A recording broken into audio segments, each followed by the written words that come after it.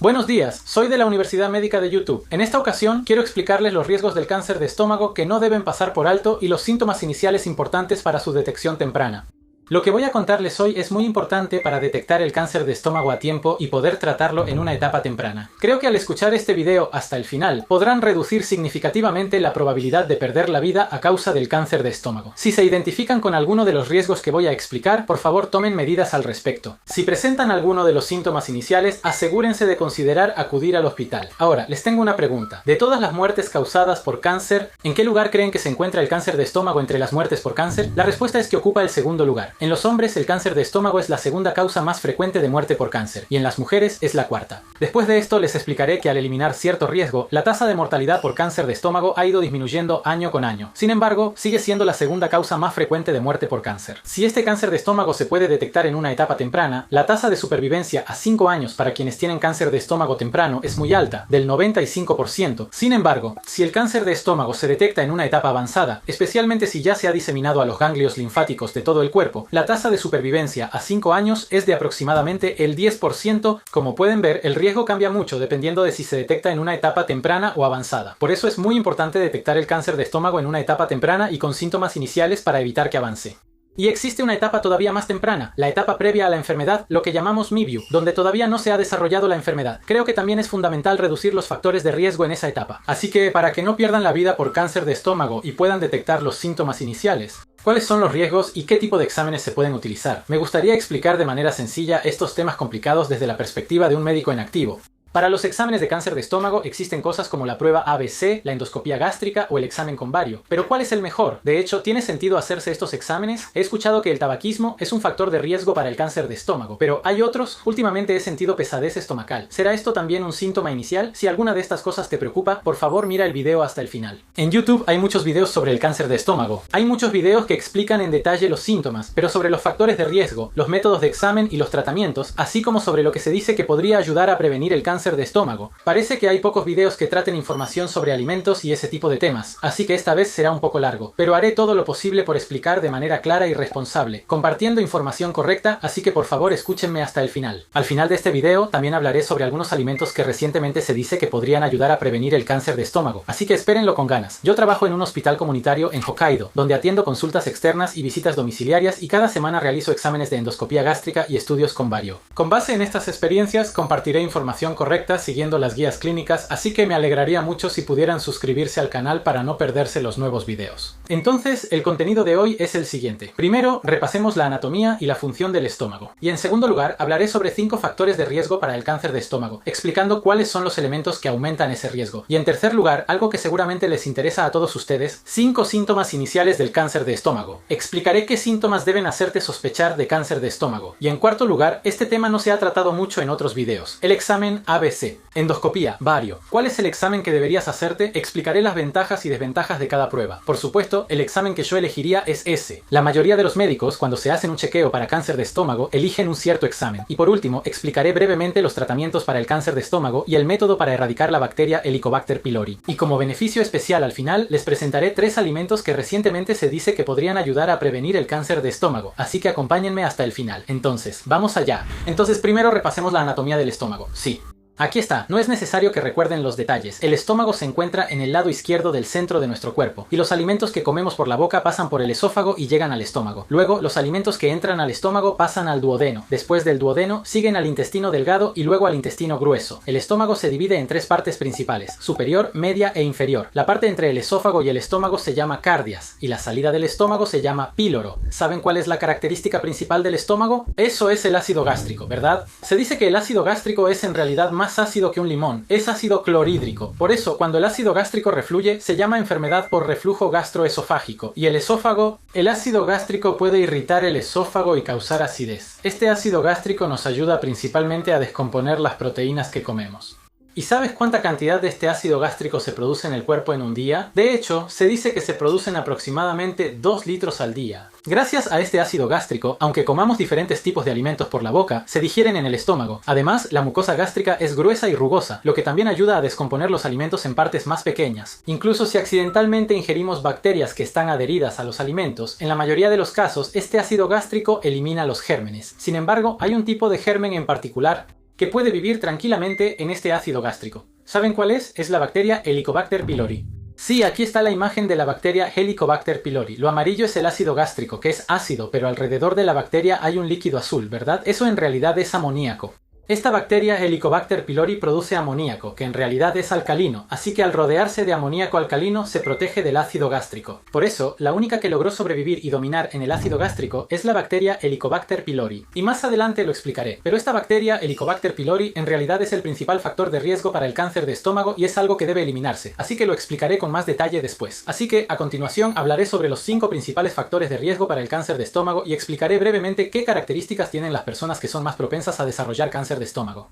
Los 5 principales factores de riesgo para el cáncer de estómago, el primero es este. Es la sal. De hecho, la sal también es un factor de riesgo para el cáncer de estómago. Creo que todos saben que la sal es un factor de riesgo para la hipertensión, pero las personas que consumen mucha sal tienen relativamente más probabilidades de desarrollar cáncer de estómago. Existen datos que muestran que el riesgo es más alto, pero aunque te digan que reduzcas la sal, cambiar los hábitos alimenticios no es tan fácil. En esos casos, lo que siempre recomiendo en la consulta es usar sabores picantes o ácidos en lugar de sal. Recomiendo usar vinagre y disfrutar la comida usando diferentes sabores. Por ejemplo, puedes sazonar con vinagre o usar especias como las del curry, y si te gustan los sabores picantes, puedes usar chile. Al sazonar con esos ingredientes, puedes reducir la cantidad de sal de manera relativa, y cuando cocinas a veces quieres agregar salsa de soya, ¿verdad? Pero si haces eso, poco a poco, la cantidad de salsa de soya que consumes aumenta, así que se recomienda agregar la salsa de soya o la sal justo antes de comer para sazonar en ese momento. Así se ha comprobado que la cantidad de sal que consumes disminuye de manera relativa. Riesgo de cáncer de estómago. Aquí está el segundo de los 5 factores de riesgo. Es la obesidad. ¿La obesidad qué significa? Se dice que las personas con un IMC de 25 o más tienen un mayor riesgo de cáncer de estómago. El IMC se puede calcular fácilmente. Divide tu peso por tu altura 2 veces. Por ejemplo, si pesas 70 kilos y mides 170 centímetros, debes tener cuidado de convertir los centímetros a metros. En este caso, el IMC de esta persona sería de 24.22, así que está justo en el límite. Tiene tendencia a la obesidad, pero no es una obesidad que aumente el riesgo de cáncer de estómago. Ahora, el tercer factor de riesgo de cáncer de estómago es este: antecedentes familiares de cáncer de estómago. El simple hecho de tener familiares con cáncer de estómago ya es un factor de riesgo. Esto ocurre con muchos tipos de cáncer. Por ejemplo, se sabe que las personas que tienen familiares con cáncer de páncreas también tienen un mayor riesgo de padecer cáncer de páncreas. Ahora, el cuarto factor de riesgo de cáncer de estómago es este: es el tabaco. El tabaco. De hecho, se sabe que el tabaco es un factor de riesgo para casi todos los tipos de cáncer. Según datos muy confiables, el 18% de los pacientes con cáncer de estómago, se dice que aproximadamente el 20% de los casos de cáncer de estómago están relacionados con el consumo de tabaco. Además, el riesgo de cáncer de estómago en las personas que fuman es 1.53 veces mayor que en las personas que no fuman. Aunque se diga esto, dejar de fumar no es fácil, ¿verdad? Para quienes sienten así, hay hospitales generales que tienen clínicas para dejar de fumar. Si te interesa dejar de fumar, busca en internet y acude a una clínica de cesación tabáquica. 5 factores de riesgo para el cáncer de estómago. El último, el quinto punto, es este: la bacteria Helicobacter pylori. Helicobacter pylori. Este es el mayor factor de riesgo. Este es el más peligroso. Al principio mencioné que el cáncer de estómago, he mencionado que la tasa de mortalidad ha ido disminuyendo año con año, y se dice que esto se debe a que la erradicación de la bacteria Helicobacter pylori se ha vuelto más común. En otras palabras, esto demuestra cuán relacionada está la bacteria Helicobacter pylori con el riesgo de cáncer de estómago. Yo también, cuando hago endoscopías, no hay un solo día en que no hable con los pacientes sobre la bacteria Helicobacter pylori. Con esa frecuencia, hay muchas personas infectadas con la bacteria Helicobacter pylori. Y aquí es importante señalar que la bacteria Helicobacter pylori no es más común solo en personas mayores. Incluso entre los jóvenes hay muchas personas infectadas con esta bacteria. Ahora, por favor, observen esta imagen de una endoscopía gástrica. El estómago del lado izquierdo es de color rosa y tiene pliegues. Creo que pueden notar que hay muchas líneas delgadas. La superficie también es lisa, y este es un estómago que no está infectado con la bacteria Helicobacter pylori. ¿Y qué hay del estómago del lado derecho? Creo que pueden notar que la mucosa de la superficie está enrojecida e irritada. Si observan bien, también pueden ver que los pliegues han desaparecido. Además, dentro de las áreas rojas pueden ver algunas zonas blancas, y esto es precisamente un hallazgo donde la mucosa atrófica se ha adelgazado debido a la bacteria Helicobacter pylori. Este es un estómago infectado con la bacteria Helicobacter pylori. De hecho, la imagen del lado izquierdo es el estómago de una persona de 80 años, mientras que el estómago del lado derecho, infectado con la bacteria Helicobacter pylori, es el de una persona de 40 años. Esto significa que, independientemente de la edad, el entorno del estómago puede cambiar mucho, dependiendo de si está infectado con la bacteria Helicobacter pylori o no. Al erradicar la bacteria Helicobacter pylori, se dice que el riesgo de cáncer de estómago disminuye desde ese momento. Y el tratamiento para la bacteria Helicobacter pylori consiste simplemente en tomar medicamentos durante una semana. En la mayoría de los casos, basta con tomar antibióticos durante una semana para completar el tratamiento, así que les recomiendo que lo hagan de manera proactiva. Por favor, consideren erradicar la bacteria Helicobacter pylori. Yo no estaba infectado con Helicobacter pylori, pero si hubiera sabido que estaba infectado, definitivamente habría comenzado de inmediato la terapia de erradicación de la bacteria Helicobacter pylori. Es un tratamiento que realmente puedo recomendar. Ahora, creo que esto es algo que a todos les interesa.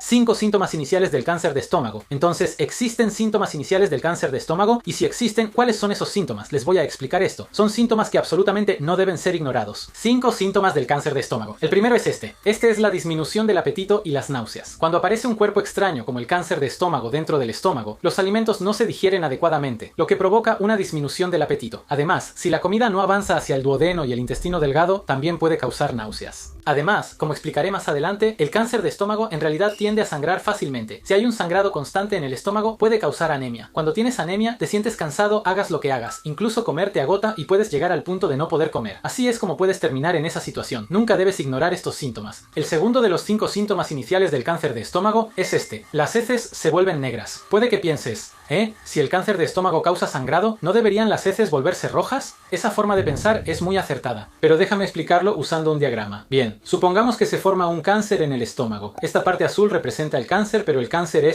quiere seguir creciendo dentro de tu cuerpo. Para poder crecer cada vez más dentro del estómago, el cáncer genera nuevos vasos sanguíneos, llamados neovasos, que son estas partes rojas que aparecen en abundancia. Cuando los vasos sanguíneos se acumulan en grandes cantidades, el cáncer de estómago tiende a sangrar fácilmente. Entonces, cuando el cáncer de estómago sangra, se produce sangre roja, pero esta sangre roja reacciona con el ácido gástrico dentro del estómago y de hecho se oxida y se vuelve negra. Por eso, si vomitas la sangre que se ha derramado en el estómago, es posible que salga sangre roja, pero si ya ha reaccionado con el ácido gástrico, también podría ser negra. Sin embargo, al menos cuando la sangre sale como heces por el ano, la sangre proveniente del estómago se vuelve negra. Por eso, cuando salen heces negras como tinta, realmente tan negras como este estetoscopio, como tinta china, hay que considerar que puede ser una hemorragia proveniente del estómago. Y si las heces son completamente negras, seguramente pensarás que es algo anormal y querrás ir al hospital. Pero el hecho de que sean solo un poco más oscuras puede ser un síntoma inicial de cáncer de estómago. Esto sucede porque hay un pequeño sangrado continuo, lo que hace que las heces sean más oscuras de lo normal. Y otra cosa importante es el periodo en que las heces están negras. Si las heces se vuelven negras de manera temporal, es cierto que incluso con irritación estomacal, gastritis o úlceras gástricas pueden aparecer heces negras, pero si durante varios meses las heces siguen siendo oscuras, en esos casos el cáncer no se cura por sí solo, así que si esto continúa por mucho tiempo, podría ser un síntoma inicial de cáncer de estómago. Se volvió un tema un poco complicado, pero por favor repásenlo. Los síntomas iniciales de cáncer de estómago que nunca debes ignorar. El tercero es este: dolor en la parte superior del abdomen o sensación de incomodidad en el abdomen. Este dolor en la parte superior del abdomen se refiere a la zona por encima del ombligo. Es una molestia o dolor en la boca del estómago. Si hay un dolor claro, eso puede considerarse un síntoma inicial, pero muchas veces solo hay una sensación vaga de incomodidad como síntoma inicial. Y esa sensación de incomodidad en el estómago también puede ocurrir con gastritis o úlceras gástricas. No se puede decir que si tienes esto necesariamente es cáncer de estómago, o que si no lo tienes no es cáncer de estómago. Sin embargo, según las estadísticas, las personas con cáncer de estómago suelen presentar... Hay datos que muestran que los síntomas más comunes son el dolor en la parte superior del abdomen o la incomodidad abdominal. Así que en ese sentido, el dolor o la incomodidad en la parte superior del abdomen son importantes. La razón por la que esto ocurre es que, siendo sincero, cuando el cáncer es pequeño y está en una etapa temprana, la mayoría de las veces este dolor en la parte superior del abdomen no aparece. Pero a medida que el cáncer avanza poco a poco, el estómago se endurece, se comprime o el cáncer invade y progresa hacia el exterior del estómago, donde hay nervios, y al tocar esos nervios se empieza a sentir un dolor abdominal claro. Para cuando esto sucede, el cáncer ya está avanzado, así que no es común encontrar cáncer de estómago solo por dolor en la parte superior del abdomen. Ese tipo de casos, ¿no? ¿Sabes? Yo casi no he visto casos así. Los 5 síntomas iniciales del cáncer de estómago que nunca debes pasar por alto. El quinto es un síntoma que no tiene nada que ver. ¿Qué significa un síntoma que no tiene nada que ver? Para los que se preguntan eso, lo que quiero decir es que en realidad en más de la mitad de los casos en que se detecta cáncer de estómago, la causa es un examen detallado o se encuentra por casualidad. Creo que esto es sorprendente. En mi experiencia, en más de la mitad de los casos en los que se detecta cáncer de estómago, la mayoría de las personas vienen al hospital por un chequeo de cáncer de estómago, o porque tienen diabetes, hipertensión u otra enfermedad, y por casualidad, al hacerse una endoscopía, se les encuentra cáncer de estómago. Más de la mitad de los casos no presentan síntomas. Esto es algo que realmente quiero enfatizar. En muchos videos se presentan muchos síntomas iniciales para la detección temprana, pero esta es la realidad. Es decir, el cáncer de estómago tiene una tasa de supervivencia muy alta si se detecta temprano, pero es un tipo de cáncer difícil de detectar en sus primeras etapas. Entonces, en el siguiente capítulo quiero hablar sobre qué tipo de exámenes se deben realizar para poder detectar el cáncer de estómago en una etapa temprana. Ahora, quiero hablar sobre los exámenes que definitivamente debes realizarte para detectar el cáncer de estómago en una etapa temprana.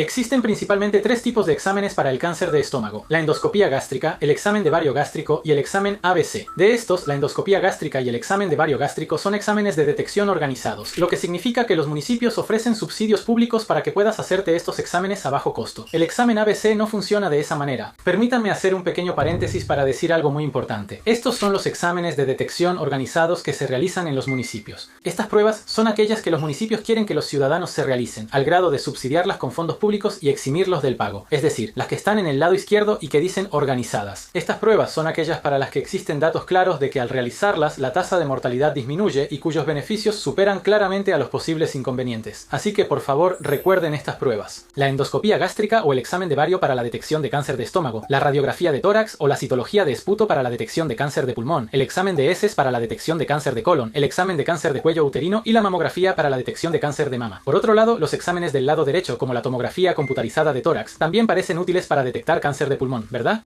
Y también la resonancia magnética cerebral podría detectar tumores cerebrales, ¿verdad? Sin embargo, estas no son pruebas que se realicen con fondos públicos. Se llevan a cabo en chequeos médicos privados o en exámenes generales en hospitales, pero no son promovidas por los municipios. ¿Por qué son opcionales? Porque no existen datos claros de que realizar estas pruebas reduzca la tasa de mortalidad. Se considera que los inconvenientes podrían ser mayores que los beneficios. Por ejemplo, ¿qué tipo de inconvenientes hay? Al realizar estas pruebas, se pueden detectar hallazgos sospechosos que generan una preocupación innecesaria, o los costos de exámenes adicionales pueden aumentar. Incluso si se detecta algo, puede que no sea tan peligroso y no hay datos que demuestren que tratarlo reduzca la tasa de mortalidad. Por otro lado, hablando del cáncer de páncreas, el páncreas es un órgano silencioso. Es bastante difícil detectarlo en una etapa temprana, y en muchos casos, cuando se encuentra, ya es demasiado tarde. Así es el cáncer de páncreas. Por eso, aunque se hable de exámenes para el cáncer de páncreas, no se realizan exámenes como ecografías abdominales o tomografías computarizadas como tamizaje, porque se considera que, incluso si se detecta y se trata, no se puede reducir la tasa de mortalidad. Por otro lado, para el cáncer de próstata se utiliza un marcador llamado PSA en los exámenes de detección, pero también hay opiniones divididas sobre esta prueba. Creo que está bien hacer la prueba para quienes tienen factores de riesgo, pero si se la hacen todos los hombres, el valor de PSA también puede aumentar debido a la hiperplasia prostática benigna, que es una condición que afecta a la mayoría de los hombres a medida que envejecen. Por eso, aunque se mida el PSA, no necesariamente significa que se tenga cáncer de próstata, y además, el cáncer de próstata en realidad es un tipo de cáncer con una alta tasa de supervivencia a 5 años. Dependiendo del tipo, hay cánceres de próstata que no causan muchos problemas a lo largo de la vida, así que considerando todos esos aspectos, al menos estos exámenes de detección organizados son los que conviene hacerse. Por eso, en mi consulta, siempre pido que al menos se realicen estos exámenes de detección de cáncer. Sin embargo, incluso fuera de estos exámenes, creo que mientras cada persona entienda bien los beneficios y desventajas de cada prueba, no hay una respuesta correcta o incorrecta sobre si hacerse o no cualquier examen. Lo importante es recibir una explicación adecuada del médico y luego hacerse la prueba. Creo que lo importante es que uno mismo entienda bien los beneficios y desventajas, y decida si vale la pena hacerse la prueba o si no es necesario. Así que les recomiendo que investiguen por su cuenta. Bueno, me desvié un poco del tema, pero entonces, ¿cuál examen es mejor, la endoscopía gástrica o el examen con bario? Me gustaría explicar los beneficios y desventajas de cada uno. Por cierto, para adelantarles la conclusión, la mayoría de los médicos prefieren la endoscopía gástrica sobre el examen con bario. Ahora les voy a explicar la razón. Por favor, vean este diagrama. La letra es un poco pequeña, pero lo explicaré con palabras. La ventaja de la endoscopía gástrica es que permite ver directamente el interior del estómago con una cámara. Se dice que la tasa de detección es casi 1000 veces mayor que con el bario, así que hay casos en los que un cáncer que no se detectó con el bario sí se puede encontrar con la endoscopía gástrica. Además, otra ventaja de la endoscopía gástrica es que, aunque se recomienda hacerse el examen con bario cada año, en el caso de la endoscopía gástrica, si el paciente no tiene riesgos, se dice que basta con hacerlo una vez cada 2 o 3 años. En cuanto a la frecuencia, la endoscopía gástrica puede ser mejor. Sin embargo, hablando de las desventajas de la endoscopía gástrica, yo mismo he tenido una experiencia que casi me dejó traumado, pero la verdad es que existe ese reflejo nauseoso, que te hace sentir ganas de vomitar o te duele la garganta, y después del examen puedes tener muchos gases. Esas son algunas de las desventajas que definitivamente existen. Pero ahora, con las endoscopías gástricas más modernas, como las que se hacen por la nariz, hay muchas opciones que no son tan incómodas. También existen medicamentos sedantes que te hacen dormir, y cuando despiertas, la endoscopía ya terminó. Hay hospitales que pueden hacer la endoscopía de esa manera. Si no pudiste tolerar la endoscopía por la boca, considera probar con sedación o por la nariz. Entonces, ¿cuáles son las ventajas del bario? La ventaja del bario es que no tiene la incomodidad de la endoscopía, ¿verdad? Además, la endoscopía suele tardar entre 5 y 10 minutos, pero en el examen con bario, bebes bario, una sustancia que se ve fácilmente en las radiografías, y un agente efervescente que hace que el estómago se expanda. Luego te acuestas en la mesa de rayos X y te toman unas 10 imágenes desde diferentes ángulos. Cuando te toman las radiografías, el examen examen termina. Se dice que normalmente termina en unos 3 a 5 minutos, así que creo que también tiene la ventaja de ser rápido. Entonces, ¿cuáles son las desventajas del bario? En realidad, tomar bario es difícil, ¿verdad? Creo que a las personas que no les gusta tomarlo les resulta difícil, y si no puedes aguantar el eructo, durante el examen con bario puedes eructar y, además, tienes que tomar este medicamento efervescente que hace que el estómago se expanda, así que es un doble trabajo y a veces puede tomar más tiempo de lo que esperabas. Y la mayor desventaja del bario es que, cuando se detecta alguna anomalía con el bario, al final tienes que hacerte una endoscopía gástrica. Creo que esa es la mayor desventaja. Al final, si te haces la prueba de bario en el estómago y parece que hay un pólipo maligno, o si tienes algo llamado gastritis atrófica y parece que tienes una infección por la bacteria Helicobacter pylori, aunque te hagas la prueba de bario, no puedes erradicar la bacteria Helicobacter pylori en ese momento. Al final, hasta que no te hagan una endoscopía gástrica y te diagnostiquen que tienes gastritis atrófica por infección de la bacteria Helicobacter pylori, no puedes recibir el tratamiento de erradicación de la bacteria cubierto por el seguro. Así que, si después de la prueba de bario encuentran alguna anomalía y de todas formas tienes que hacerte una endoscopía, aunque sea difícil, creo que esforzarte por hacerte una endoscopía gástrica cada 2 o 3 años también es una opción. Entonces, por último, ¿qué tipo de examen es el examen ABC que no está incluido en los chequeos de tipo preventivo? Este examen se realiza comúnmente en chequeos generales, en hospitales o en exámenes médicos completos. Yo también a veces ordeno este examen, y en mi opinión, el examen ABC está bien hacerlo si se explica el contenido de la prueba y la persona lo desea. ¿Qué es este examen ABC? Se dice que solo con una muestra de sangre se puede determinar si estás infectado con la bacteria Helicobacter pylori y también el grado de gravedad de la gastritis causada por esta bacteria. Por favor, vean esta imagen. El anticuerpo contra el Helicobacter pylori es el valor de los anticuerpos en la sangre contra la bacteria Helicobacter pylori. Si este valor está presente, significa que probablemente estás infectado con la bacteria. ¿Y qué es el pepsinógeno? El pepsinógeno es el precursor de la pepsina, que es una enzima digestiva del estómago. Nógeno significa precursor.